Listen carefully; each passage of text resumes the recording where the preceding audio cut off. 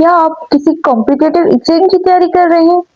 क्या आप ईकेट के स्टूडेंट हैं या आप किसी इंटरव्यू के लिए तैयारी कर रहे हैं? तो ये वीडियो है आपके लिए। आज का वीडियो है अबाउट इलेक्ट्रोस्टैटिक। अब ये इलेक्ट्रोस्टैटिक्स यहाँ पे हम लोग कोई डेरिवेशन नहीं करेंगे, कोई ऐसे डीप चीजों में नहीं पढ़ेंगे। हम लोग सिंपली यहाँ पे कॉन्सेप्ट देखेंगे और उनके फार्मूलाज, यूनिट्स और जो इम्पोर्टेंट चीजें हैं जो किसी इंटरव्यू, किसी ऑब्जेक्टिव सब्जेक्टिव टेस्ट में आ सकती है, उसके बारे में हम बात करेंगे। चलिए तो स्टार्ट करते हैं। सबसे पहले इलेक्ट्रोस्टैटिक्स। इलेक्ट्रो का मतलब है चार्ज, स्टैटिक्स मींस रेस्ट। अब इलेक्ट्रोस्टैटिक्स चैप्टर बताता है चार्जेस ऑन रेस्ट। अब उनके बारे में, चार्जेस जो रेस्ट पे है उनके बारे में सारी चीजें इस टॉपिक में डिस्कस की गई है। उनसे रिलेटेड उनका फोर्स क्या होगा, उनकी इलेक्ट्रिक फील्ड इंटेंसिटी क्या होगी, डेंसिटी क्या होगी, गॉस लॉ, सारी चीजें यहाँ पे डिस्कस की जाएंगी। तो आप टाइटल समझ के इलेक्ट्रोस्टैटिक्स बोलते किसको है। अब स्टैटिक चार्जेस, ठीक है। Let's first understand what is charge. Charge is basically intrinsic property of material. Intrinsic property से मतलब ऐसी प्रॉपर्टी जो मटेरियल में नेचुरली हो, ये नहीं कि वो किसी चीज की वजह से हो या वो किसी चीज पे डिपेंड कर रही हो। जैसे टेम्परेचर इंक्रीज करने से चार्ज इंक्रीज हो गए, इससे नहीं होता। कोई मटेरियल है पर्टिकुलर, उसमें जितनी चार्जेस होंगी वो उतनी ही रहेंगी, ठीक है। अब चार्ज को रिप्रेजेंट करते हैं सिंबल Q से, उसका यूनिट है कूलम, ठीक। अब चार्ज पॉजिटिव भी हो सकती है, चार्ज नेगेटिव भी हो सकती है। अगर हमारे पास दो पॉजिटिव चार्जेस होंगे तो वो एक दूसरे को रिपेल करेंगे। किस तरह? ये भी पॉजिटिव चार्ज है, ये भी पॉजिटिव चार्ज है, तो इसकी फोर्स इस तरफ होगी, इसकी फोर्स इस तरफ होगी और इन दोनों के बीच में फोर्स ऑफ रिपल्जन होगा। और वही हमारे पास एक पॉजिटिव चार्ज, एक नेगेटिव चार्ज है, तो वो एक दूसरे को अट्रैक्ट करेंगे। इनके बीच में जो फोर्स होगा वो फोर्स ऑफ अट्रैक्शन होगा।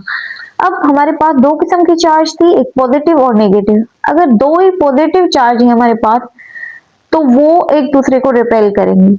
अगर दो नेगेटिव चार्ज है, अगेन एक दूसरे को रिपेल करेंगी। और अगर एक नेगेटिव एक पॉजिटिव है तो वो अट्रैक्ट करेंगी।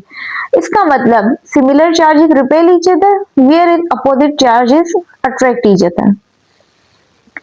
अब एक इंपॉर्टेंट टर्म है related to charge, that is conservation of charge. Conservation of charge से क्या मतलब? कंजर्वेशन ऑफ चार्ज मतलब charge can neither be created nor be destroyed, but it can be transferred from one body to another. अब charge कोई ऐसी चीज नहीं है जो खत्म हो जाए या जिसको हम प्रोड्यूस कर सके। हाँ, बट हम इसको किसी और बॉडी में ट्रांसफर कर सकते हैं। जैसे मुख्तलिफ वेज है चार्जेस को ट्रांसफर करने का।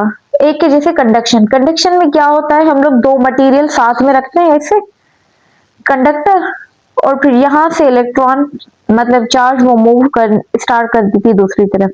दूसरा हमारे पास है कन्वेक्शन, जिसमें हमारे पास मीडियम मतलब दोनों बॉडीज टच में नहीं होती फिर भी चार्जेस ट्रांसफर होती है। रेडिएशन भी अब वे है to transfer the charges. Since हमारा टॉपिक अभी जो है वो चार्जेस को डिटेल में पढ़ना नहीं बल्कि पूरा इलेक्ट्रोस्टैटिक चैप्टर है, तो हम लोग सिर्फ मेन चीजों पे ध्यान देंगे। अब आगे चलते हैं quantization of charge. Quantization of charge का मतलब है चार्ज कभी भी 1.2, 1.5 चार्ज, 1.2 कूलम इस तरीके से नहीं आती। अब चार्ज आती है multiple of fundamental charge. Fundamental charge क्या है? वो चार्ज जो इलेक्ट्रॉन पे है। इलेक्ट्रॉन पे कितनी चार्ज है? 1.6 इंटू 10⁻⁹ कूलम, ठीक है। ये चार्ज हमारे पास कहलाती है फंडामेंटल चार्ज।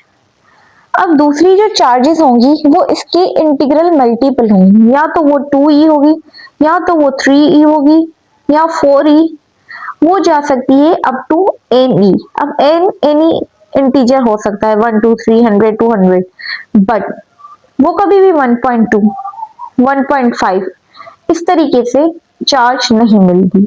इसी कॉन्सेप्ट को हम बोलते हैं quantization of charge. Moving further, अब हमारे पास है कूलम लॉ, जो है एक बेसिक लॉ ऑफ इलेक्ट्रोस्टैटिक। अब कूलम्स लॉ जो है वो है,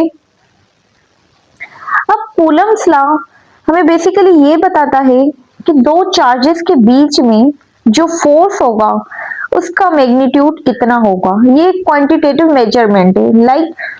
ये सिर्फ मैग्नीट्यूड बताता है कि अगर हमारे पास दो चार्जेस है, फॉर एग्जांपल ये केस है जिसमें अपोजिट सिमिलर चार्जेस है, तो ये एक दूसरे को रिपेल करेंगे। अब इसमें फोर्स ऑफ रिपल्जन कितना होगा, ये मालूम करने के लिए हम कूलम्स लॉ यूज करेंगे। सिमिलरली अगर हमारे पास दो चार्जेस है अपोजिट जो एक दूसरे को अट्रैक्ट कर रही है, तो इन दोनों के बीच में फोर्स ऑफ अट्रैक्शन कितना होगा वो भी हम मालूम करेंगे कूलम्स लॉ के थ्रू। ठीक,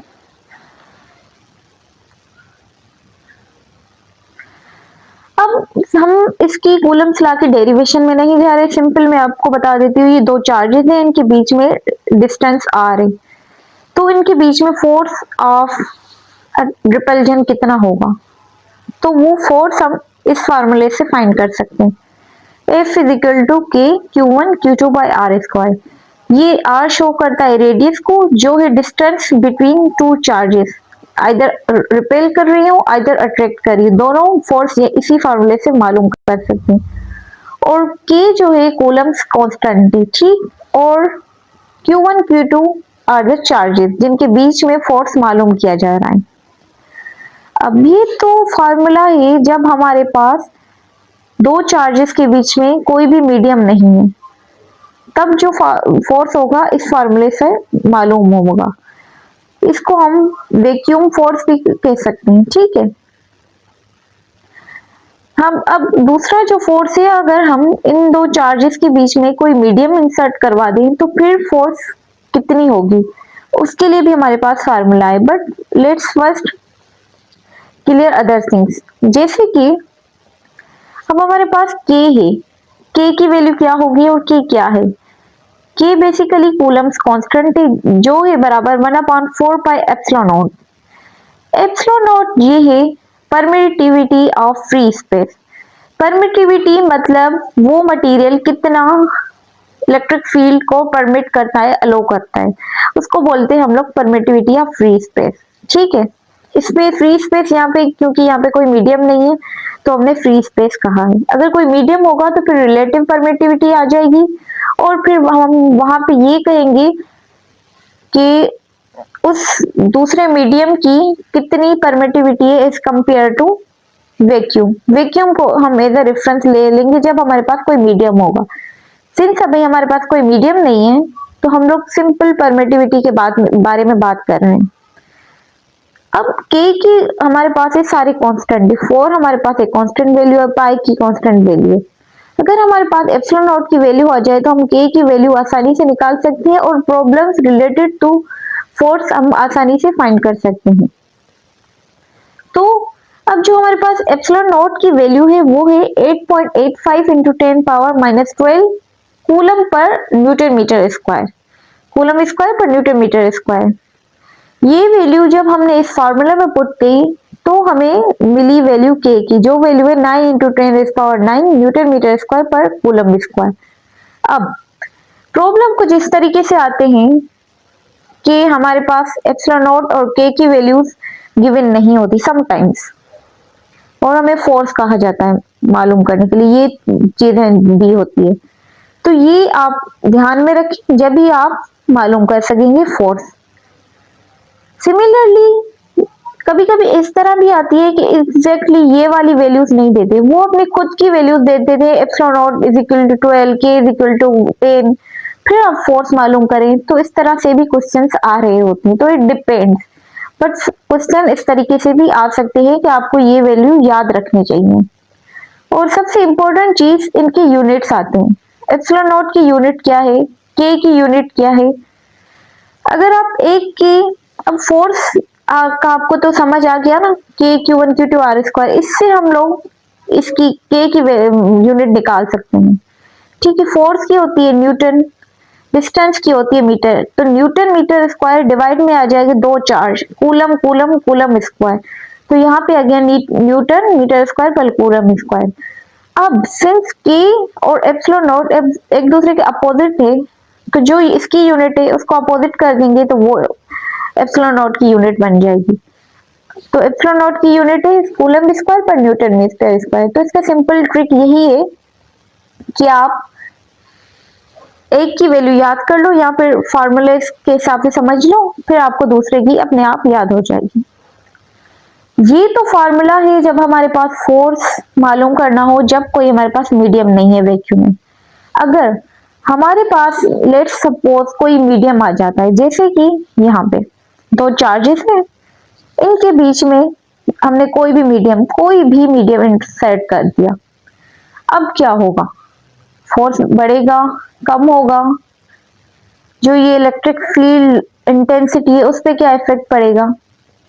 तो बेसिकली ये होता है जब भी हम कोई मीडियम इंसर्ट करते हैं तो इसकी वजह से क्या होता है, ये जो लाइंस पहले इजीली जा रही थी विथआउट मीडियम, अब मीडियम की वजह से इनके बीच में हिंड्रेंस आ जाती है, जिसकी वजह से इलेक्ट्रिक फील्ड इंटेंसिटी कम हो जाती है।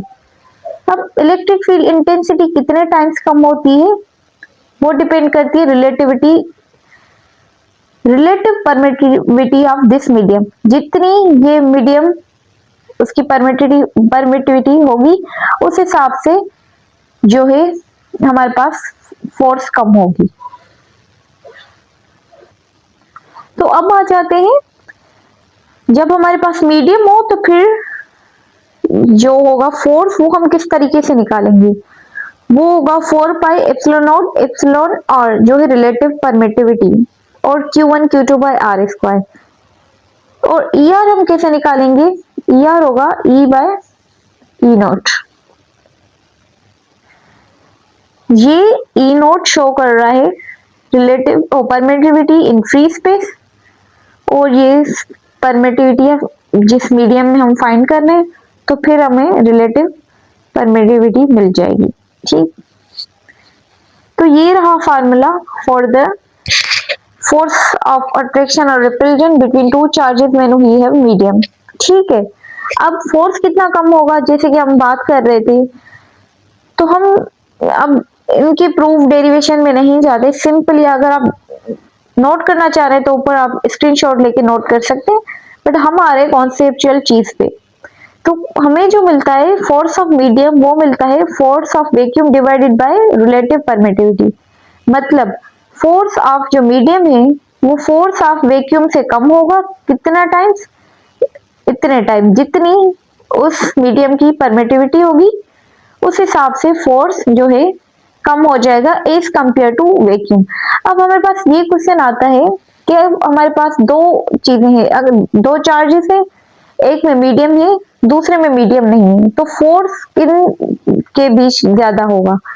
तो यहाँ से हमें पता चल रहा है जहां पे मीडियम आ जाता है वहां पे फोर्स कम हो जाती है, कितने times? Epsilon not r times. ठीक है, वैक्यूम में जो हमें फोर्स मिलती है वो हमें मैक्सिमम फोर्स मिलती है बिटवीन टू चार्जेस।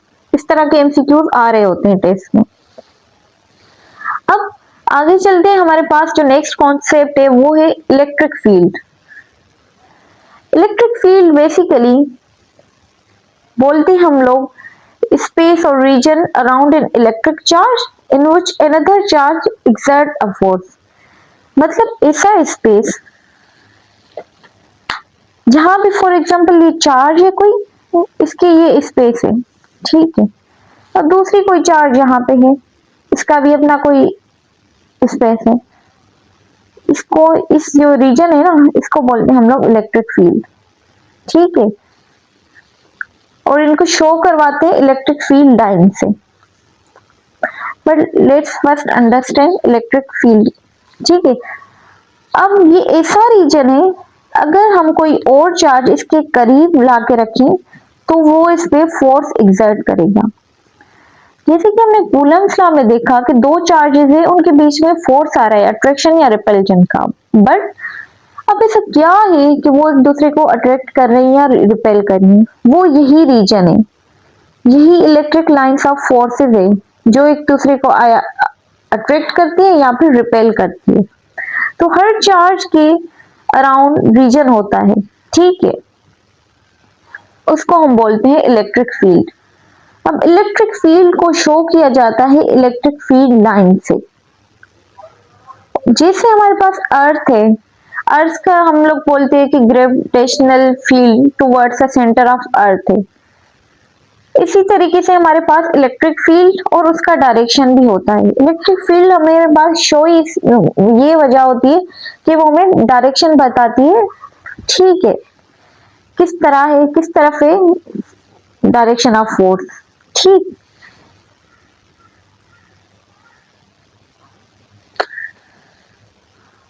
अब हमने इलेक्ट्रिक फील्ड तो पढ़ ली, स्पेस से जो दूसरी चार्ज को फोर्स एग्जर्ट करता है, ठीक है, space around the charge which exert force on another charge, वो हो गई एक इलेक्ट्रिक फील्ड।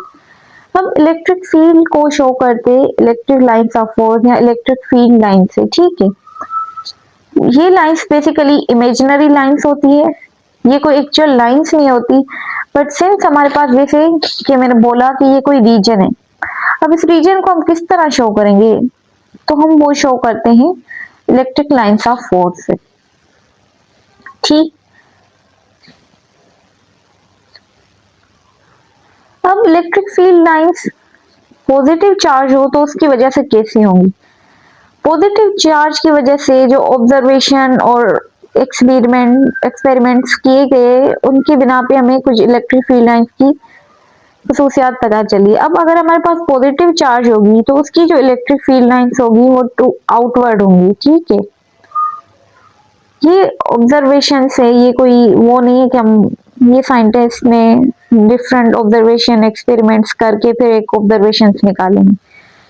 और वहीं पे हमारे पास अगर नेगेटिव चार्ज होगी तो जो इलेक्ट्रिक लाइंस ऑफ फोर्स है वो टूवर्ड्स द सेंटर होंगी, ठीक है।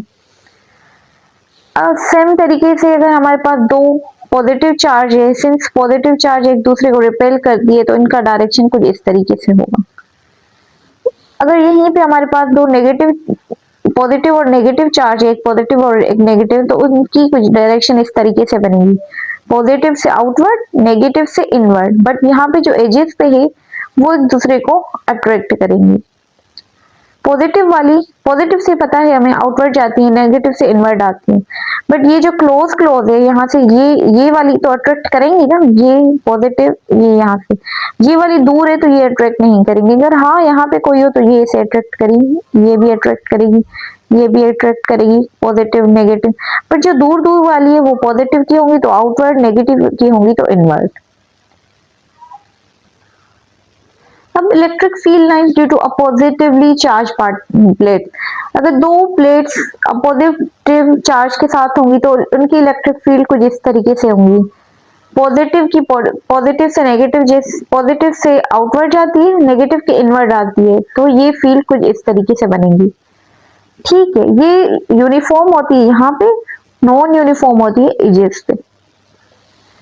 अब हम चलते हैं properties of electric field lines. Properties of electric field lines ये है कि ये लाइन पहले तो इमेजिनरी लाइन है, ऐसा कोई वो हमें रियल चीज नहीं है, ये हम इमेजिन करते हैं अपने कॉन्सेप्ट्स को समझने के लिए। अब दूसरी बात ये है कि ये ओरिजिनेट करती है पॉजिटिव से और टर्मिनेट करती है नेगेटिव से। जैसे यहाँ पे आप देख सकते हैं, ओरिजिनेट यहाँ से की, टर्मिनेट यहाँ पे की, इस वाली फिगर में ओरिजिनेट यहाँ की, टर्मिनेट यहाँ हो रही है, ठीक है। उसके बाद ये लाइंस एक दूसरे को क्रॉस नहीं करती। क्रॉस का मतलब ये कि अगर ये इलेक्ट्रिक फील्ड लाइंस है तो दूसरी ऐसे नहीं जा सकती, ये कभी भी एक दूसरे को क्रॉस नहीं करेंगी। ये इनकी प्रॉपर्टीज है। ये एमसीक्यूज बेस आ सकते हैं क्वेश्चन के, कर सकते हैं नहीं कर सकते, उस वजह से हम डिस्कस कर रहे हैं। अब तीसरा ये है कि इलेक्ट्रिक फील्ड लाइंस जितनी क्लोजर होंगी चार्ज के उतनी ज्यादा होंगी। कैसे? अगर ये चार्ज है, ठीक है, तो यहाँ पे इस तरीके से हमारे पास इलेक्ट्रिक फील्ड लाइंस बनेंगी। तो हम देख सकते हैं जो करीब है, क्लोजर है, शुरुआत में जो लाइन से वो क्लोज है, जैसे ही आगे जा रही है तो वो दूर दूर जा रही है, ठीक है। तो क्लोजर जो इलेक्ट्रिक फील्ड इंटेंसिटी ज्यादा है, दूर जो इलेक्ट्रिक फील्ड इंटेंसिटी कम होती जा रही है। यही चीज ये पॉइंट शो करवा रही है। ये कुछ और प्रॉपर्टीज है, इलेक्ट्रिक लाइंस इमेजिनरी होती है, यही सारी चीजें हैं। अब यहाँ पे एक आता है हमारे पास इंपॉर्टेंट कॉन्सेप्ट जो है इलेक्ट्रिक फील्ड इंटेंसिटी।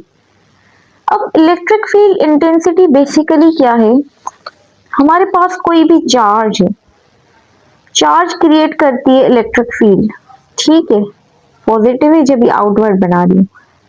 तो ये इलेक्ट्रिक फील्ड की इंटेंसिटी, इसकी शिद्दत कितनी होगी वो हमें पता चलता है इलेक्ट्रिक फील्ड इंटेंसिटी से। अब साइंटिस्ट ने क्या किया कि किसी भी फील्ड की इंटेंसिटी को मालूम करने के लिए यहाँ एक पॉजिटिव टेस्ट चार्ज लिया, एक पॉजिटिव टेस्ट चार्ज लिया। अब वो जब इसके रीजन में रखा गया तो ये इलेक्ट्रिक फील्ड ने जो है फोर्स अप्लाई किया इस पे, ठीक है, तो इसने कोई ना कोई फोर्स एक्सपीरियंस किया होगा इस चार्ज ने due to this electric lines of force, उसी को हम बोलते हैं इलेक्ट्रिक फील्ड इंटेंसिटी। मतलब electric field intensity is force experienced by unit charge. कितना फोर्स इस यूनिट चार्ज ने एक्सपीरियंस किया उसको बोलते हैं इलेक्ट्रिक फील्ड इंटेंसिटी। जितना ज्यादा इसने फोर्स एक्सपीरियंस किया होगा उसका मतलब उतनी इस फील्ड की इंटेंसिटी ज्यादा है। अगर कम फोर्स एक्सपीरियंस किया होगा इस चार्ज ने तो इसकी इंटेंसिटी कम है। ये कॉन्सेप्ट है इलेक्ट्रिक फील्ड इंटेंसिटी का, जो कि हमें इस फार्मूला से पता चलता है। वैसे तो बहुत सारे फार्मूला है इलेक्ट्रिक फील्ड इंटेंसिटी के, बट बेसिक जो है वो यही है। अब यही क्वेश्चन होता है लोगों का, स्टूडेंट्स का, कि पॉजिटिव चार्ज क्यों लिए। अब पॉजिटिव चार्ज लेने के दो रीजन है, जैसे कि ये पॉजिटिव चार्ज है फॉर एग्जांपल, तो पॉजिटिव और ये भी पॉजिटिव, इसकी फील्ड कहाँ होगी, ऐसे होगी, ठीक है। तो पॉजिटिव पॉजिटिव एक दूसरे को रिपेल करेंगे तो इनकी जो फील्ड है वो डिसऑर्ड नहीं होगी। मतलब अगर यहाँ पे नेगेटिव रख लेते तो एक तरफ इस तरफ आ रही होती है, किस तरफ आ रही होती, तो जो ओवरऑल फील्ड है वो कम हो जाती, ठीक। एक तो ये रीजन है, फील्ड की डिस्टर्ब हो जाती। दूसरा ये कि ये पॉजिटिव टेस्ट चार्ज जो है बहुत छोटी चार्ज होती है, इसका मैग्नीट्यूड बहुत कम होता है, जो कि एक्चुअल फील्ड से बहुत कम होता है, तो इसको इफेक्ट नहीं कर रहा होता एक्चुअल फील्ड को। और सिंस हमें एक्चुअल फील्ड की इंटेंसिटी मालूम करनी है तो हम बहुत छोटी सी चार्ज लेते हैं। अगर हम बड़ी चार्ज लेंगे तो इसकी भी लाइंस होंगी, फिर वो इसको अट्रैक्ट या रिपेल करेंगी और ओवरऑल जो फील्ड है वो सारी उनका अलग कॉन्सेप्ट बन जाएगा, डिक्रीज हो जाएगी। तो हमें इसकी इंटेंसिटी कैसे पता चलेगी? इसकी इंटेंसिटी को पता करने के लिए हमने छोटी सी चार्ज ली ताकि वो इस पे असर ना करे और हम लोग इसकी इंटेंसिटी आसानी से मालूम कर सकें। ये चार्ज बनिस्बत एक्चुअल चार्ज जिसकी इंटेंसिटी हम मालूम कर रहे हैं बहुत कम होगी, ठीक है, इन मैग्नीट्यूड। तो यही electric field intensity is force experience per unit charge. अब इसको हम इस तरीके से अरेंज भी कर सकते हैं, force is equal to q naught by into e. अब और इसका जो यूनिट है इलेक्ट्रिक फील्ड इंटेंसिटी का वो है न्यूटन पर कूलम, ठीक। फोर्स का यूनिट है न्यूटन और चार्ज का कूलम, तो न्यूटन कूलम या न्यूटन कूलम इनवर्स। अब एक और कॉन्सेप्ट है इलेक्ट्रिक फील्ड इंटेंसिटी का, एक और भी फार्मूला है जो है वोल्टेज डिवाइडेड बाय डिस्टेंस। तो इसके हिसाब से वोल्ट पर मीटर भी इसकी इलेक्ट्रिक फील्ड इंटेंसिटी का यूनिट बनता है। ये अलग कॉन्सेप्ट है, ये कहाँ से है ये भी हम डिस्कस करेंगे, बट यहाँ पे इसलिए बता रही हूँ ताकि आप यूनिट्स कंपेयर कर सकें कि ये भी यूनिट होता है ये भी, क्योंकि कभी कभार एमसीक्यूज में आता है कि ये भी दे देता है ये भी दे देता है और फिर बोथ का ऑप्शन भी देता है, नन का ऑप्शन भी देता है, तो स्टूडेंट्स कंफ्यूज हो जाते हैं कि इसमें क्या करें, ठीक है। तो उस वजह से यहाँ पे ये लिख दिया है मैंने। अब इसके बाद जो कॉन्सेप्ट है वो है electric field near an isolated point charge. बस उससे पहले एक चीज बताते चलूं, इलेक्ट्रिक फील्ड इंटेंसिटी एक वेक्टर क्वांटिटी है, ठीक है। इसका मैग्नीट्यूड भी होगा और डायरेक्शन भी। जो डायरेक्शन है इलेक्ट्रिक फील्ड इंटेंसिटी का वो फील्ड लाइन से पता चलेगा, ठीक है। और जो मैग्नीट्यूड है वो इस फार्मूला से, और आगे भी बहुत सारे फार्मूलाज आएंगे उससे पता चलेगा। डिफरेंट कंडीशंस के लिए डिफरेंट फार्मूलाज है हमारे पास। अब electric field near an isolated point charge. Isolated point charge का क्या मतलब है? एक हमारे पास कोई भी चार्ज है, पॉजिटिव नेगेटिव कोई भी चार्ज है, और इसके अराउंड कोई भी चार्ज नहीं है। ऐसा हमने इमेजिनरी फॉर एग्जांपल बना लिया है कि ये बस सिर्फ एक ही इस रीजन में चार्ज है और कोई भी चार्ज नहीं है। और अब हम चाहते हैं कि इस पर्टिकुलर पॉइंट पे, कोई भी पॉइंट ले लेते हैं, मैंने ये ली है पॉइंट P1, इस पे कितना फोर्स होगा ड्यू टू दिस फील्ड, और इस चार्ज की इलेक्ट्रिक फील्ड इंटेंसिटी, इस फील्ड की इंटेंसिटी कितनी होगी इस पॉइंट पे। एक पर्टिकुलर पॉइंट पे इलेक्ट्रिक फील्ड इंटेंसिटी मालूम करनी है, वो भी सिर्फ एक आइसोलेटेड चार्ज की, सिर्फ सिंगल चार्ज है हमारे पास यहाँ पे। तो उसके लिए जो हमारे पास फार्मूला है वो है F is equal to k q by r square. R basically radius है जहां तक हम इंटेंसिटी मालूम कर रहे हैं, क्यू ये चार्ज है, सिंस आइसोलेटेड एक चार्ज है तो हमने एक कर ली। ये डेरिवेशन हम नहीं कर रहे क्योंकि हम लोग सिर्फ अभी कॉन्सेप्ट देख रहे हैं, वरना डेरिवेशन से भी ये प्रूव हो सकता है कि के Q1 Q2 से सिर्फ हमें Q1 Q मिल रही है, ठीक है। और के द प्रोपोर्शनलिटी कांस्टेंट और कूलम्स कांस्टेंट, जिसकी वैल्यू मैं पहले ही डिस्कस कर चुकी हूँ। अब इलेक्ट्रिक फील्ड किसी एक सिंगल पॉइंट चार्ज की वजह से इस तरीके से मालूम कर सकते हैं। नेक्स्ट हमारा जो टॉपिक है वो है इलेक्ट्रिक फ्लक्स। इलेक्ट्रिक फ्लक्स क्या है? Number of line passing through any surface area. Simple words में नंबर ऑफ इलेक्ट्रिक लाइंस कितनी पास हो रही है किसी पर्टिकुलर सरफेस से, उसको बोलते हैं इलेक्ट्रिक फ्लक्स, ठीक है। अब ये एरिया का कॉन्सेप्ट क्या है कि एरिया हमेशा परपेंडिकुलर टू द सरफेस होती है। फॉर एग्जांपल ये हमारे पास एक वो है सरफेस है, कोई भी ये सरफेस है, ठीक है, तो इसकी जो एरिया होगी इस तरीके से होगी परपेंडिकुलर। अगर ये ऐसे है तो इसकी एरिया ऐसे होगी ऊपर की तरफ, परपेंडिकुलर ऊपर की तरफ आएगी। एरिया हमेशा परपेंडिकुलर टू द सरफेस लेंगे, ठीक। ये हमारा कॉन्सेप्ट है एरिया का कि एरिया हमेशा perpendicular to the surface E होती है इसके इन केसों में, ठीक है। तो इलेक्ट्रिक फ्लक्स क्या है? Number of field lines passing through any surface is called electric flux. अब जो इलेक्ट्रिक फ्लक्स का फार्मूला है वो है, फ्लक्स को इस सिंबल से शो कर दें जिसका नाम है फाई, और वो है electric flux is the product of electric field lines and the vector area. अब जैसे कि मैंने बताया कि इस एरिया का पर्टिकुलर डायरेक्शन होता है perpendicular to the surface, that's why vector area. और इलेक्ट्रिक फील्ड इंटेंसिटी तो है ही वेक्टर, तो प्रोडक्ट ऑफ टू वेक्टर्स जो dot product of electric field intensity and vector area is called electric flux. Conceptually ये बोल सकते हैं कि किसी भी सरफेस से कितनी इलेक्ट्रिक लाइंस ऑफ फोर्स पास हो रही है वो होती है उस मटेरियल की, या वहां से जितनी भी लाइंस पास हो रही है वो है फ्लक्स। अब फ्लक्स का एक और कॉन्सेप्ट है, जो एरिया है हम लोग उसका हमेशा एक्स कंपोनेंट लेते हैं, ई ए कॉस थीटा। अब इसका एक रीजन है, कैसा रीजन है? ये जो पहले हमने प्लेन देखा ये वाला, ये यहाँ पे हमने ये देखा कि हमारे पास कोई भी सरफेस इस तरीके से पड़ा है, ये इसे परपेंडिकुलर में, ठीक है।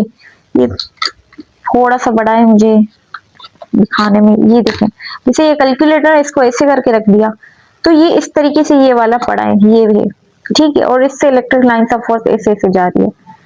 अब इस सरफेस को कुछ इस तरह से करके रखने, ओ इस तरीके से, अब क्या होगा, ये इसे टेढ़ा हो जाएगा ना, तो कुछ लाइंस यहां से जाएंगी, ठीक है।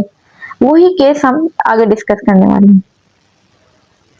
अब जैसे कि हमें पता है कि थीटा के साथ जो भी एक्सिस होती है वो एक्स एक्सिस, दूसरी वाली वाई एक्सिस। अगर थीटा इस तरफ है तो ये एक्स एक्सिस, ये वाई एक्सिस, ठीक है, वाई एक्सिस ये वाली वाई एक्सिस, ये वाली, और ये हो गई एक्स एक्सिस।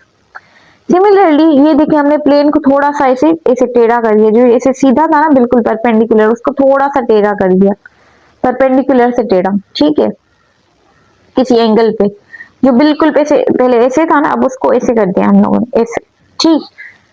तो अब क्या हो रहा है कि ये जो एंगल बना रहा है कुछ इस तरीके से बना रहा है, यहाँ पे आ रहा है cos थीटा, यहाँ पे आ रहा है sin थीटा, ये एक्स एक्सिस वाला कंपोनेंट, ये वाई एक्सिस वाला। अब सीन ये है कि अगर हम लोग इस तरीके से ऐसे रखेंगे और इलेक्ट्रिक फील्ड यहाँ से आ रही है, इस यहाँ से, तो यहाँ से तो कुछ पास ही नहीं होगी ये ऐसे, ठीक है। अगर वही चीज हम ऐसे करके रख लें तो यहाँ से इलेक्ट्रिक फील्ड लाइन्स जाएंगी और इस तरीके से निकलेंगी। थोड़ा ऐसे करेंगे, यहाँ से इलेक्ट्रिक फील्ड लाइन्स गई और फिर यहाँ से दूसरी तरफ से बाहर निकली। अगर बिल्कुल सीधा रख देंगे तो इलेक्ट्रिक फील्ड लाइन्स कहाँ से जाएंगी? यही वाला कॉन्सेप्ट है कि अगर हम इस तरीके से करते हैं तो लाइन्स पास हो जाती है। उसी वजह से हम लोग जो ये एक्स वाला कंपोनेंट है ना, यही हमारा यूजफुल कंपोनेंट होता है इन इलेक्ट्रिक फ्लक्स। कभी कभी ये डायरेक्ट क्वेश्चन भी आ जाता है कि इलेक्ट्रिक मतलब फ्लक्स में कौन सा कंपोनेंट यूजफुल होता है, एक्स एक्सिस वाला या वाई एक्सिस वाला? तो वो है ये वाला cos थीटा वाला, नहीं sin थीटा वाला नहीं, ठीक। अब फ्लक्स का यूनिट है, सिंस फ्लक्स जो प्रोडक्ट है इलेक्ट्रिक फील्ड इंटेंसिटी का एंड एरिया का, और इलेक्ट्रिक फील्ड हमें पता है कि फोर्स पर यूनिट चार्ज है जिसका यूनिट है न्यूटन पर कूलम, और एरिया का हमें पता है मीटर स्क्वायर, तो जो इलेक्ट्रिक फ्लक्स का यूनिट होगा न्यूटन मीटर स्क्वायर पर कूलम, जिसको हम वेबर भी कहते हैं, ठीक है। अब ये हमारा थोड़ा इंपॉर्टेंट ये कंडीशंस आ जाती हैं इलेक्ट्रिक फ्लक्स से रिलेटेड। अब इसमें से क्वेश्चंस आते हैं और बहुत वो घुमा फिरा के क्वेश्चंस दे रहे होते हैं। अब ये चीज ये है कि मैक्सिमम फ्लक्स हम कब हासिल कर सकते हैं, उसकी दो कंडीशन है और दोनों बहुत इंपॉर्टेंट है क्योंकि ये चीजें घुमा के दे रहे होते हैं एग्जामिनर। अब जब direction of electric field lines, ठीक है, electric field intensity and the direction of area is same, तो हमें मैक्सिमम फ्लक्स मिलेगा। हमारा कोई सरफेस है, इमेजिन, ये मैंने पेपर एक इमेजिन कर लिया, ये हमारा सरफेस है, ये परपेंडिकुलर है इस वजह इस टाइम, तो इसकी जो एरिया होगी इस तरीके से होगी, यहाँ से निकलेगी वेक्टर एरिया परपेंडिकुलर ऐसे, ठीक है, और ये सरफेस है। अब यहाँ पे कह रहा है इलेक्ट्रिक फील्ड इंटेंसिटी और डायरेक्शन ऑफ एरिया जब सेम हो, अब ये सरफेस है, यहाँ से इलेक्ट्रिक फील्ड लाइंस कैसे पास होंगी, यहाँ से जाएंगी, यहाँ से निकलेंगी, और सिंस जो हमारा वेक्टर एरिया होता है वो हमेशा परपेंडिकुलर टू द सरफेस होता है, तो वो वेक्टर एरिया भी इस तरीके से, फील्ड लाइंस भी यहाँ से जा रही हैं, एरिया भी यहाँ है, तो फील्ड लाइंस और एरिया दोनों का जो डायरेक्शन हुआ वो सेम हुआ, तो उस वजह से क्या हुआ कि हमें जो फ्लक्स मिलेगा वो मैक्सिमम मिलेगा। कैसे? फ्लक्स है ई ए cos theta, electric field intensity, vector area and cos of theta. जब दोनों की electric field intensity and vector area दोनों की डायरेक्शन सेम है, डायरेक्शन सेम मतलब cos की जो एंगल होगी वो जीरो है, कोई भी इन दोनों के बीच में एंगल नहीं है, लाइंस भी इधर है एरिया भी इधर है, तो इनकी जो एंगल है वो है जीरो। अब जब cos जीरो पुट करेंगे तो हमें जो वैल्यू मिलेगी ई ए, मतलब electric field intensity and vector area, ये हमें मैक्सिमम फ्लक्स मिल गया, जो हमने कंडीशन और फार्मूला से भी प्रूव कर लिया। अब सेकंड इसमें घुमा के चीज क्या देते हैं, वो ये होती है, if surface is placed perpendicular to the field then the flux will be maximum. अब यहाँ पे दूसरी कंडीशन क्या आ रही है, सरफेस परपेंडिकुलर है टू द फील्ड। अब सरफेस परपेंडिकुलर है, ठीक, और फील्ड लाइंस यहाँ से जा रही है, surface perpendicular, field lines horizontal, इस तरीके से, ये कंडीशन आ रही है, तब भी क्या होगा, फ्लक्स मैक्सिमम होगा। Surface is place perpendicular to the field, जब भी हमारे पास फ्लक्स मैक्सिमम होगा, तो ये थी मैक्सिमम फ्लक्स की कंडीशन। अब हमारे पास आती है मिनिमम फ्लक्स। मिनिमम फ्लक्स कब होगा, if the direction of area and electric field intensity is perpendicular. अब हमारे पास ये सरफेस ऐसे, ठीक है, तो इसकी वेक्टर एरिया ऐसे ही होगी, परपेंडिकुलर टू द सरफेस होती है हमेशा, और जो इलेक्ट्रिक लाइंस ऑफ फोर्स थी वो कैसे जा रही थी, इस तरफ से आ रही थी, ये यहाँ से इलेक्ट्रिक फील्ड लाइन से, और ये वेक्टर एरिया ऐसे, दोनों क्या हो गए, परपेंडिकुलर, तो इनके बीच में जो होगी एंगल वो 90 एंगल हो गई। अब देखें फ्लक्स क्या है, intensity, area and cos theta. Cos theta की जगह 90 आ जाएगा, क्योंकि ये देखें ये area perpendicular to the surface और इलेक्ट्रिक फील्ड लाइन से, तो इनके बीच में 90 एंगल बने। 90 हमें पता है cos 90 बराबर होता है 0 थे, 0, तो ये सारा जो टर्म है वो 0 हो जाएगा। मतलब हमें मिनिमम फ्लक्स जब मिलेगा जब हमारे पास direction of area and electric field intensity एक दूसरे के परपेंडिकुलर हो। अब इसी को हम दूसरे टर्म्स में कैसे कह सकते हैं, surface is placed parallel to the field.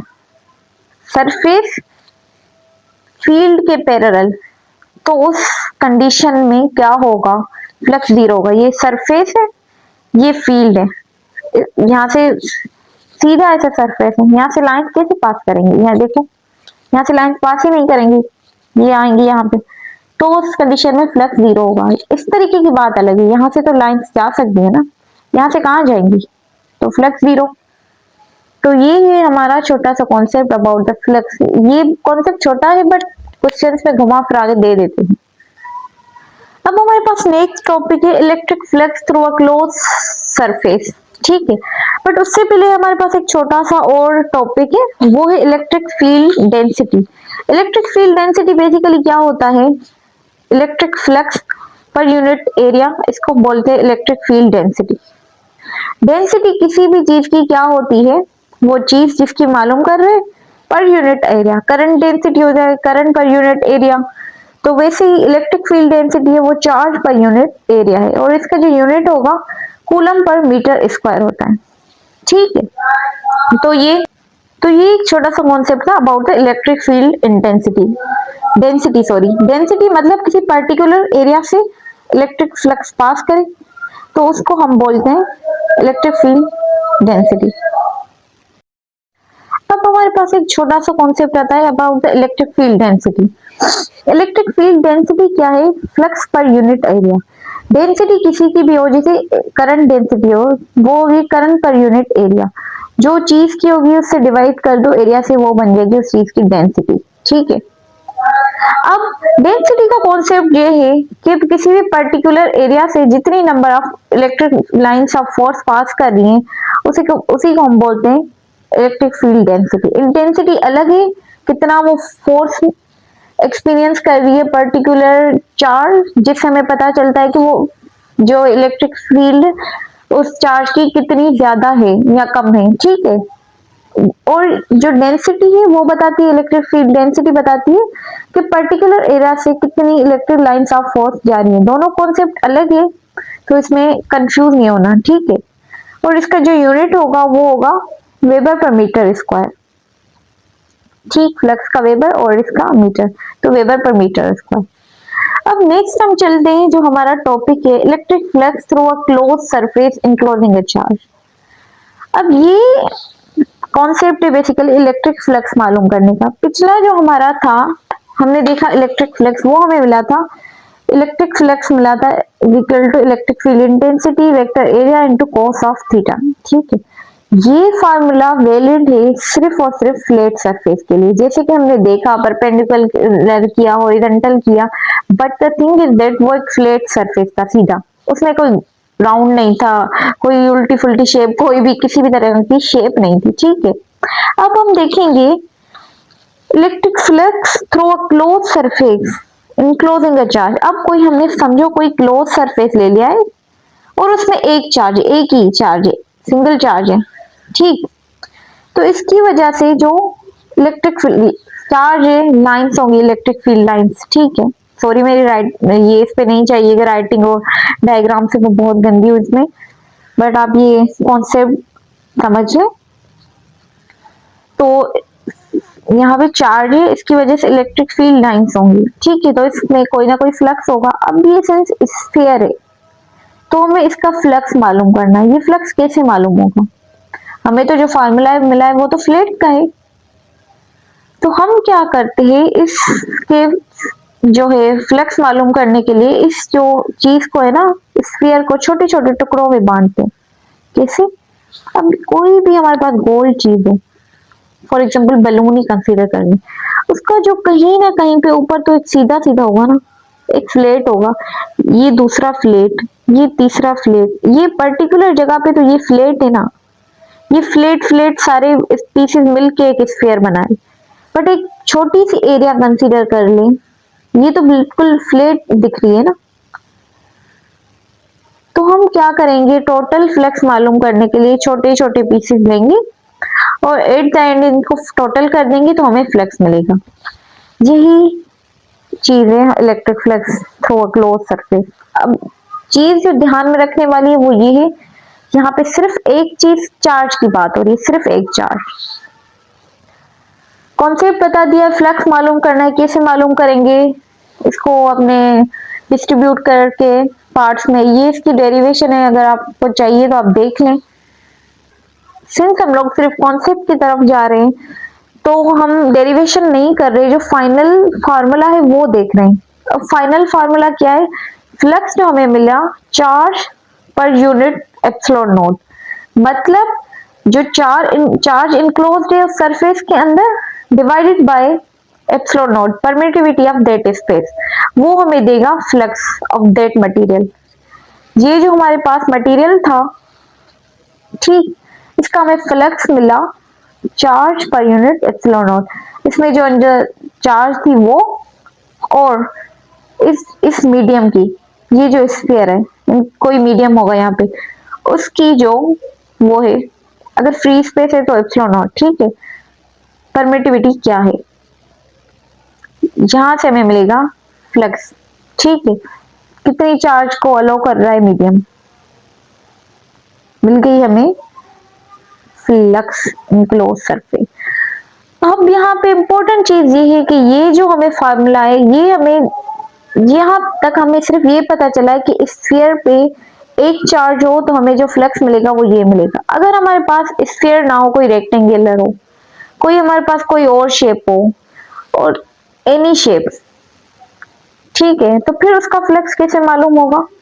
या फिर हमारे पास एक चार्ज नहीं मल्टीपल चार्जेस हो, तो फिर हमारे पास जो फ्लक्स है वो कैसे मिलेगा।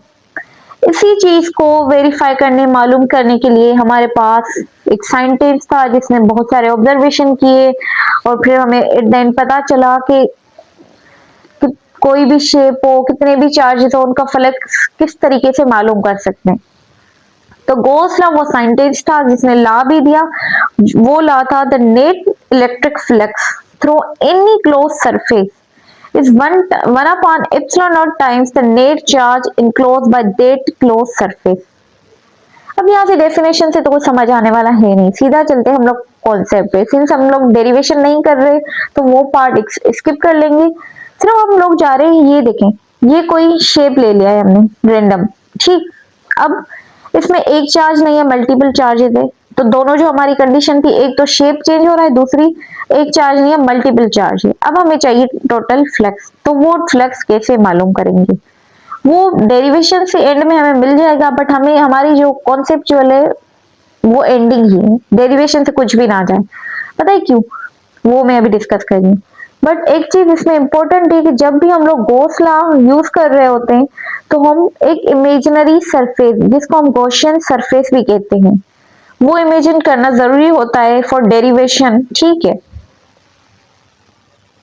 अब जो हमें नेट फ्लक्स मिला सारी डेरिवेशन वगैरह करने के बाद, वो मिला 1/एप्सिलॉन naught times charge net charge enclosed.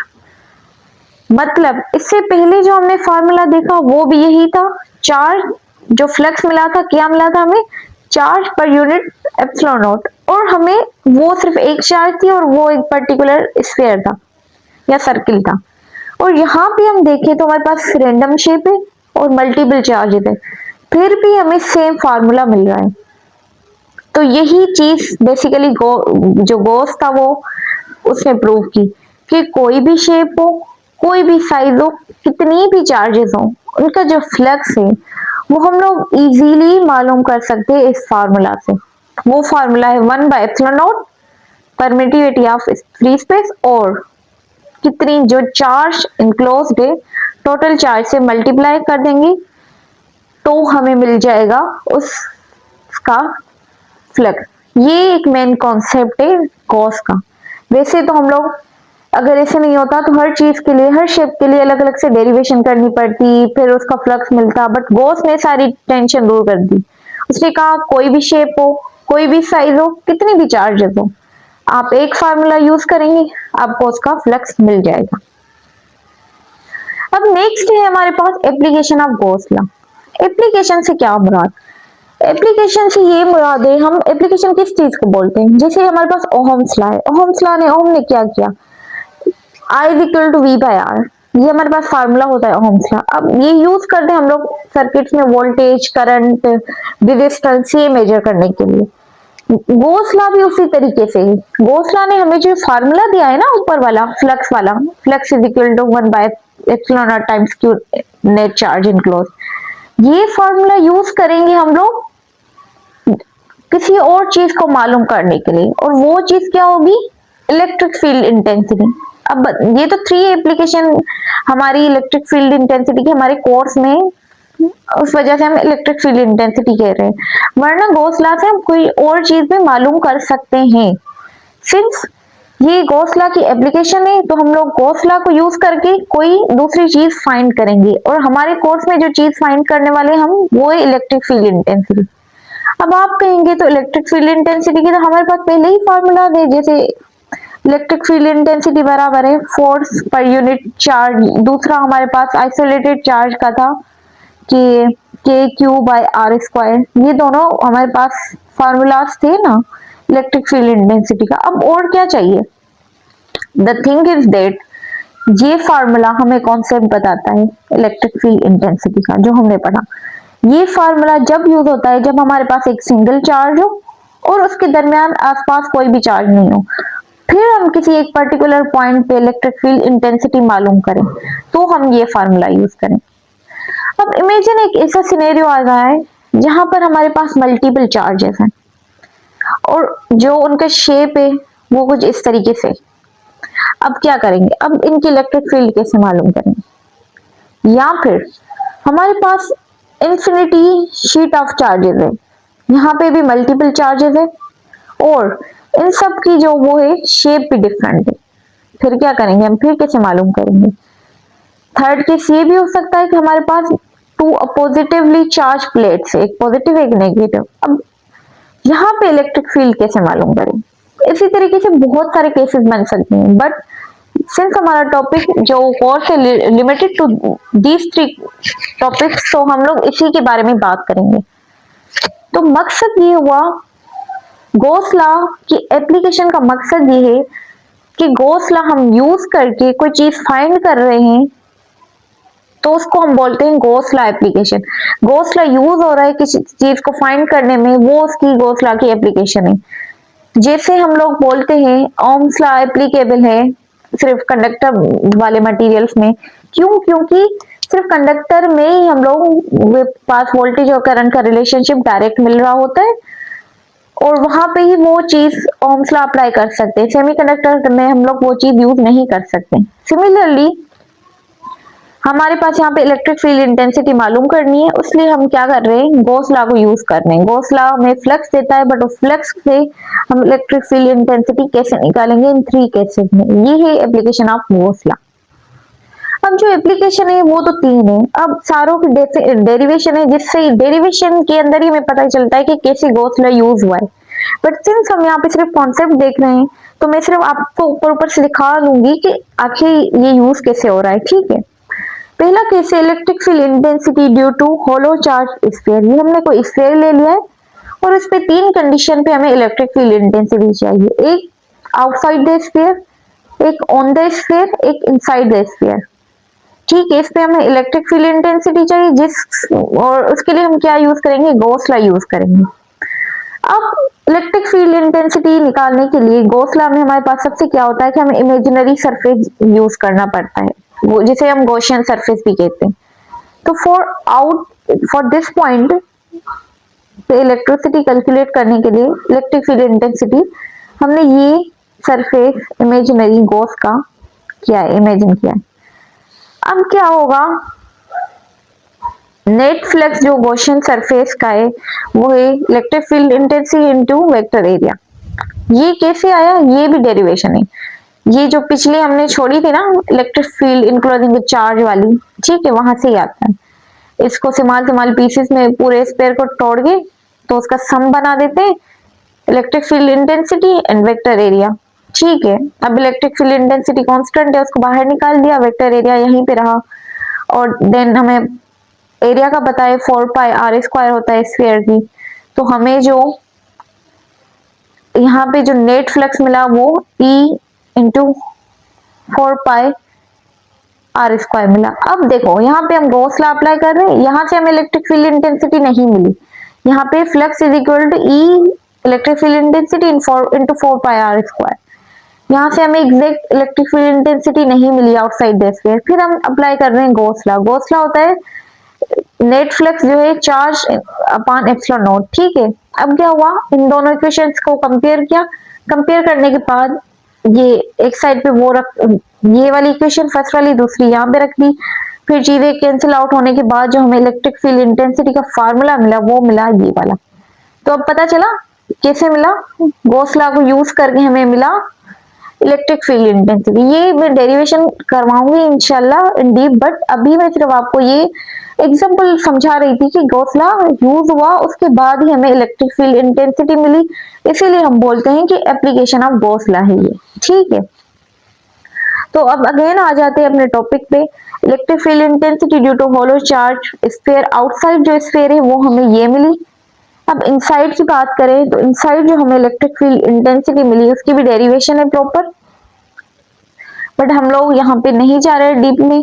सिर्फ मैं आपको बता दूं तो इलेक्ट्रिक फील्ड इंटेंसिटी यहाँ से मालूम की epsilon charge density per unit epsilon naught. Charge density क्या है, charge flux per unit area. ठीक, charge per unit area charge density है, सॉरी फ्लक्स नहीं है, चार्ज है, चार्ज पर यूनिट एरिया।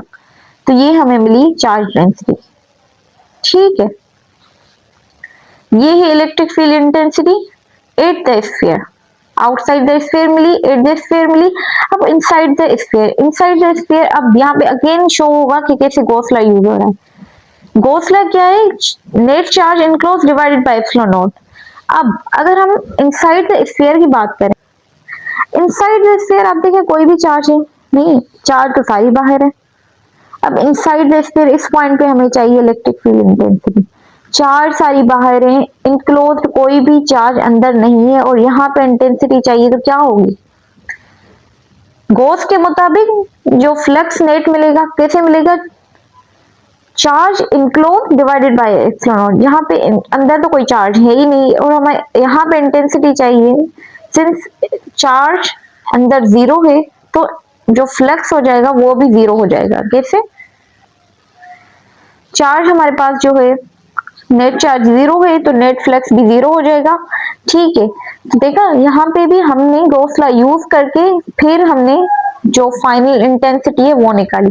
तो हम यहाँ पे ये भी कह सकते हैं is equal to zero inside the sphere. ठीक है, अब दूसरी जो हमारी एप्लीकेशन है वो है electric field intensity due to an opposite infinity sheet of charges. ये इंफिनिटी शीट ऑफ चार्जेस है। अब यहाँ पे अगेन हमें इलेक्ट्रिक फील्ड इंटेंसिटी मालूम करनी है, और मालूम करने के लिए हम लोग गॉस लॉ यूज करेंगे। सिंस मैंने आपको पहले ही एक थोड़ी डेरिवेशन इससे पहले वाले टॉपिक में करके दिखाई है कि कैसे गॉस लॉ यूज हो रहा है, तो हम लोग इसमें वो डेरिवेशन नहीं करेंगे। तो आपको जनरल कॉन्सेप्ट बता दूं कि ये जो सरफेस है ये गॉसियन सरफेस है, इमेजिनरी सरफेस यूज किया है ताकि हम लोग इसकी इंटेंसिटी मालूम कर सके। फाइनल जो हमारे पास फार्मूला आ रहा है electric field intensity due to infinity charge sheet, तो वो आ रहा है charge density 2 by epsilon not. यहाँ इससे हमें इलेक्ट्रिक फील्ड इंटेंसिटी मिल जाएगी। देखिए हमारे पास कितने फार्मूलाज आ रहे हैं इलेक्ट्रिक फील्ड इंटेंसिटी के। एमसीक्यूज में यही चीजों पे घुमाते हैं, एक चीज दे देते हैं, आपको पता नहीं होता, आप दूसरे फार्मूला देख रहे होते, तो सारे फार्मूला भी देखना जरूरी है। और in the end of this lecture मैं आपको सारे फार्मूला भी प्रोवाइड करूंगी पूरे चैप्टर के। ठीक है, तो ये हो गई infinity of sheet of charge की वजह से इलेक्ट्रिक फील्ड इंटेंसिटी। इसके बाद है electric field intensity due to oppositely charge plate. इसकी भी हम लोग डेरिवेशन नहीं देखेंगे, बस ये देखेंगे कि ये जो गॉसियन सरफेस है ये वाला कंसीडर किया है। ठीक, और जो इसकी फाइनल इलेक्ट्रिक फील्ड इंटेंसिटी मिली वो थी, डेरिवेशन के बाद जो हमें इलेक्ट्रिक फील्ड इंटेंसिटी मिली है वो है सिग्मा बाय एप्सिलॉन नॉट। ये due to oppositely charge plates electric field intensity. ठीक, तो देखिए कितने सारे फार्मूलाज हमें मिल गए इलेक्ट्रिक फील्ड इंटेंसिटी के, और हमने बहुत सारे टॉपिक्स भी अब तक देख लिए। अब एक और टॉपिक आता है कैपेसिटर का। कैपेसिटर को हम लोग इस वाले इलेक्ट्रोस्टैटिक्स में क्यों शामिल करते हैं? इसका रीजन यही है कि कैपेसिटर एक ऐसी डिवाइस है जो स्टोर करता है इलेक्ट्रिकल एनर्जी, इलेक्ट्रिकल चार्ज को स्टोर करता है। Electrical charge means electrical energy, that's why it is included in electrostatic chapter. ठीक है, अब डिफरेंट टाइप्स ऑफ कैपेसिटर होते हैं, बट सिंस हमारा कोर्स जो है वो लिमिटेड है पैरेलल प्लेट कैपेसिटर, तो हम इसके मुताबिक ही सारी चीजें देखेंगे। अब इलेक्ट्रिक पैरेलल प्लेट्स कैपेसिटर का ये कॉन्सेप्ट है कि दो प्लेट्स होंगी, ठीक है, दो प्लेट्स या दो कंडक्टर ले लिए और उनको कनेक्ट कर दिया बैटरी के साथ, और इनके बीच जो मीडियम है वो वैक्यूम भी हो सकता है और वो कोई भी मीडियम नहीं हो सकता, मतलब वो मीडियम वैक्यूम भी हो सकता है और कोई अदर मीडियम भी हो सकता है। कोई अदर मीडियम से मुराद कोई डाइलेक्ट्रिक मीडियम। ठीक है, तो ये हमारी सिंपल कॉन्फ़िगरेशन बन गई किसकी? पैरेलल प्लेट कैपेसिटर की। दो plates, battery and medium. Medium हो भी सकता है, नहीं भी हो सकता है, दोनों कंडीशंस हम लोग देखेंगे। अब ठीक है, डाइलेक्ट्रिक मीडियम इसके बीच में आता है। डाइलेक्ट्रिक और एक छोटी सी जो होती है कंफ्यूजन इंसुलेटर और डाइलेक्ट्रिक के बारे में, वो ये है कि डाइलेक्ट्रिक और इंसुलेटर दोनों से करंट पास नहीं कर सकती, बट जो डाइलेक्ट्रिक मीडियम है वहां पे इलेक्ट्रिक फील्ड क्रिएट हो सकती है जो कि इंसुलेटर में पॉसिबल नहीं है। ये डिफरेंस होता है डाइलेक्ट्रिक मीडियम एंड इंसुलेटर में। अब सबसे पहले हम कैपेसिटर चार्ज कैसे होता है ये वर्किंग समझ लेते हैं।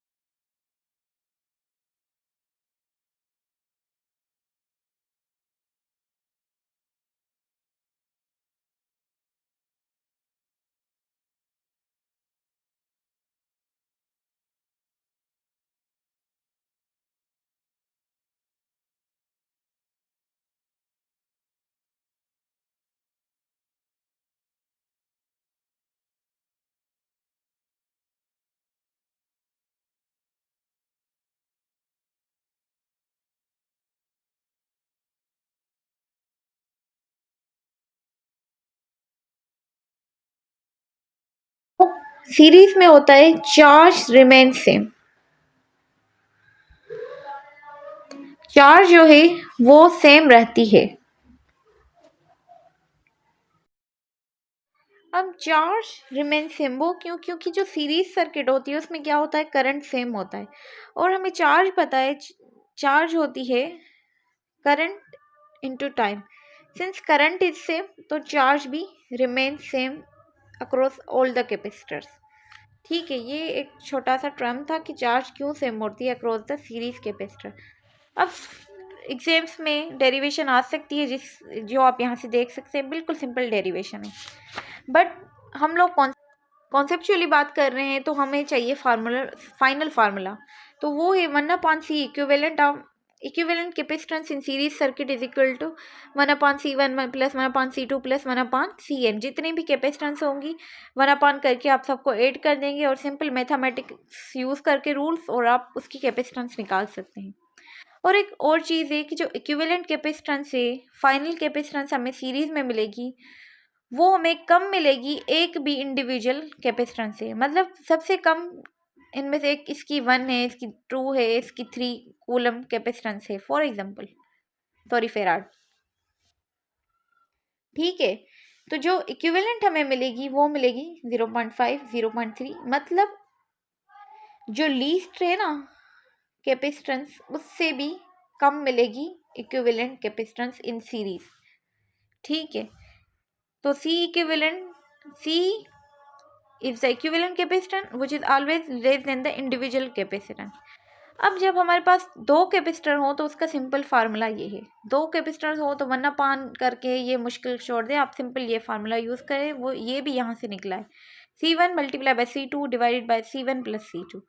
अगर हमारे पास n नंबर ऑफ कैपेसिटर्स हैं जिन सब की सेम वैल्यू है, मतलब हमारे पास 10 कैपेसिटर है 10 फेराड के, ठीक है, तो उनकी कैपेसिटेंस कैसे मालूम करें, तो वो हो गए टोटल, जो एक कैपेसिटर लेंगे डिवाइडेड बाय एन कर देंगे, इस कैपेसिटर है 10 फेराड डिवाइडेड बाय एन, जितने भी हैं उससे डिवाइड कर देंगे तो हमें इसकी इक्विवेलेंट कैपेसिटेंस मिल जाएगी। Next is parallel combination. Parallel combination basically is like कि हम लोग इन सब जितने भी कैपेसिटर्स हैं उनकी जो एक एंड है पॉजिटिव, उस सबको एक पॉजिटिव बैटरी किससे कनेक्ट कर ले, जो नेगेटिव है उसको नेगेटिव से, मतलब सबकी पॉजिटिव एक के साथ, सबकी नेगेटिव एक के साथ, all positive together all negative together. और यही रीज़न है कि इसका जो वोल्टेज होता है पैरेलल सर्किट में वो सेम होता है। क्यों सेम होता है, क्योंकि हमें पता है फॉर एग्जांपल ये कैपेसिटर है और यहाँ पे बैटरी है, तो जो वोल्टेज इस बैटरी के होगा वही अक्रॉस दिस कैपेसिटर होगा। ठीक है, यही केस यहाँ पे भी हो रहा है, जो वोल्टेज इस बैटरी का है वही across this capacitor this capacitor this capacitor होगा। क्यों, क्योंकि इसका पॉजिटिव इसका नेगेटिव दोनों यहाँ से मिल रहे, अगर दूसरा लें इसका पॉजिटिव इसका नेगेटिव दोनों इसके साथ ऐसे मिल रहे, मतलब ये कुछ इस तरीके से कॉम्बिनेशन बन रही है हर कैपेसिटर की इन पैरेलल। तो इस वजह से हम लोग बोलते हैं इसका जो वो है वोल्टेज वो सेम है। सिंस ये अलग अलग पाथ्स में जा रही है, यहाँ से करंट होगी कुछ यहाँ जाएगी कुछ यहाँ कुछ यहाँ, करंट अलग है तो इसकी जो चार्ज डिस्ट्रीब्यूशन है ऑन ईच कैपेसिटर वो भी अलग होगी। ठीक है, वो इंडिविजुअल होगी। अब फाइनल फार्मूला पे आते हैं पैरेलल प्लेट कैपेसिटर के, तो वो कुछ इस तरीके से है। फाइनल जो हमें equivalent capacitance in parallel capacitor की कंडीशन में मिलता है वो है C1 plus C2 plus C3 up to CN। जितने भी कैपेसिटर हो इन पैरेलल, सिंपल आपको C1 C2 करके मिला के फाइनल इक्विवेलेंट कैपेसिटेंस मिल सकती है। Now the thing is that जो इक्विवेलेंट कैपेसिटेंस है ऑलवेज ग्रेटर होती है individual capacitance, least individual capacitance, मतलब जैसे 1 2 3, तो टोटल जो कैपेसिटेंस बनी वो हमारे पास बनी 6, जो इन सब से ज़्यादा है। वेरेस हम जो सीरीज में देख रहे थे वो जो मिल रही थी वो सबसे कम मिल रही थी। इनफैक्ट जो यहाँ पे सबसे कम इस साइड कैपेसिटेंस थी ना उससे भी कम हमें इक्विवेलेंस मिल रही थी। उसका रीज़न यही था कि क्योंकि वहाँ पे डिवाइड में चीज़ें आ रही हैं तो वो कम हो रही है। बट एमसीक्यूज इस तरीके से आते हैं कि इक्विवेलेंट कैपेसिटेंस इंडिविजुअल कैपेसिटेंस से ज़्यादा होती है, इन सीरीज और पैरेलल कंडीशन दोनों में आ सकता है, या फिर कम हो सकती है। घुमा फिरा के कुछ भी एमसीक्यूज दे सकते हैं, तो कॉन्सेप्ट याद रखें। अब हमारे पास एन कैपेसिटर है, मतलब एन मतलब कुछ भी हो सकता है, 100, 200, 300, 10, 20।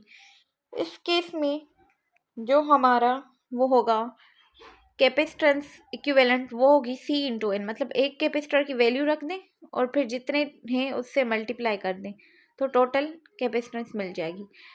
बट ये कब होगा, जब हमारे पास सब कैपेसिटर्स की वैल्यू सेम हो। अगर अलग अलग हुई तो ऑब्वियसली ये फार्मूला यूज़ करना पड़ेगा, बट अगर सेम कैपेसिटेंस है 10 फेराड के 10 कैपेसिटर लगे हुए हैं तो आप 10 मल्टीप्लाई बाय 10 कर दें इस तरीके से, ठीक है।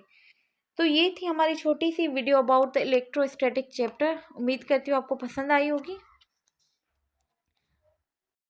Part of the video is कि हम लोग सारे फार्मूलाज इकट्ठा कर लें। अब सबसे पहले जो है हमारे पास कूलम्स लॉ के फार्मूला आते हैं।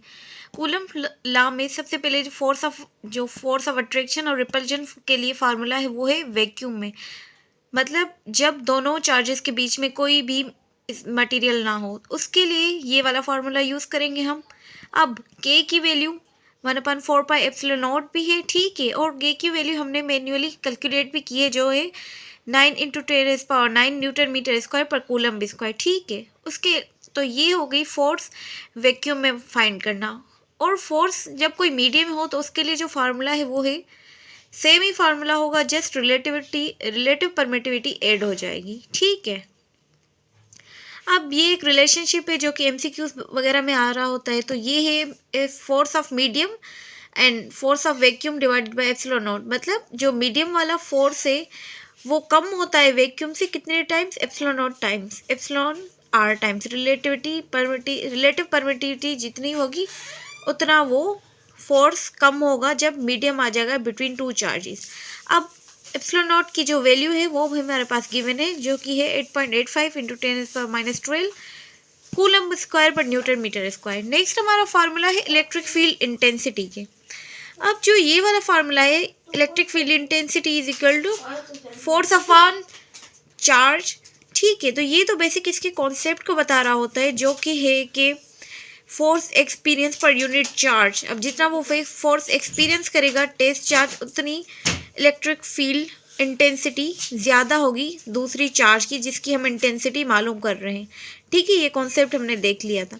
अब इलेक्ट्रिक फील्ड इंटेंसिटी का दूसरा फार्मूला ये है due to isolated point charge. जब हमारे पास सिर्फ एक चार्ज हो और वो आइसोलेटेड हो, मतलब उसके आसपास कोई और चार्ज हो ही ना, तो फिर हम कैसे इलेक्ट्रिक फील्ड इंटेंसिटी कैलकुलेट करेंगे। उसके लिए हमारे पास फार्मूला है Q/R², ठीक है। के इज कॉन्स्टेंट, कूलम्स कॉन्स्टेंट, जिसकी वैल्यू हम पहले ही देख चुके हैं। R is the distance between charge and point.